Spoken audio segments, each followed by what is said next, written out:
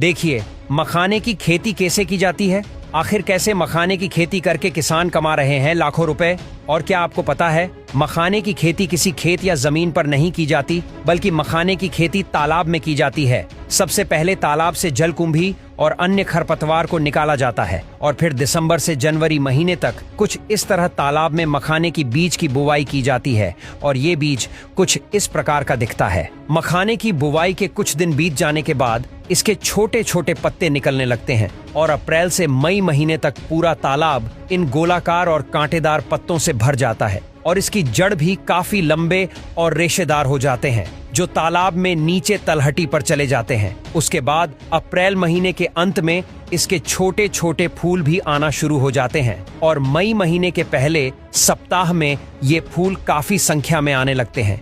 ये फूल बैगनी रंग का होता है जो कि काफी खूबसूरत दिखता है। अब मई महीने के अंत से फल भी आना शुरू हो जाते हैं। मखाना का फल स्पंजी और काटीला होता है और इसमें बीज की बात करें तो औसतन एक फल में 60 से 100 बीज होते हैं और यही बीज आगे चलकर मखाना बनने वाला है। जुलाई के महीने तक मखाना का फल तैयार हो चुका होता है, इसलिए यह पानी के अंदर ही फटने लगता है, जिससे इसका बीज पानी पर तैरने लगता है और इस बीज के चारों तरफ हल्के गुलाबी रंग का ऐसा कवर होता है और जब 1-2 दिन बाद गुलाबी रंग का कवर गल जाने के बाद सफेद हो जाता। देखिए, मखाने की खेती कैसे की जाती है।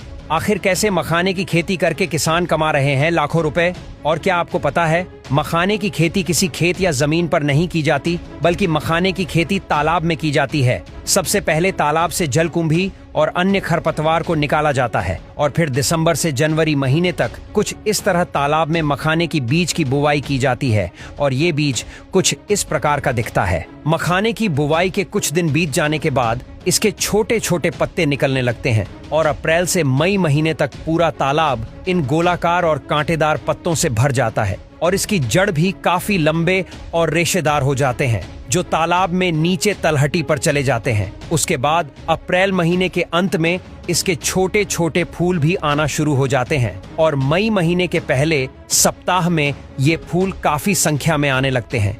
ये फूल बैगनी रंग का होता है जो कि काफी खूबसूरत दिखता है। अब मई महीने के अंत से फल भी आना शुरू हो जाते हैं। मखाना का फल स्पंजी और काटीला होता है और इसमें बीज की बात करें तो औसतन एक फल में 60 से 100 बीज होते हैं और यही बीज आगे चलकर मखाना बनने वाला है। जुलाई के महीने तक मखाना का फल तैयार हो चुका होता है, इसलिए यह पानी के अंदर ही फटने लगता है, जिससे इसका बीज पानी पर तैरने लगता है और इस बीज के चारों तरफ हल्के गुलाबी रंग का ऐसा कवर होता है और जब 1-2 दिन बाद गुलाबी रंग का कवर गल जाने के बाद सफेद हो जाता है।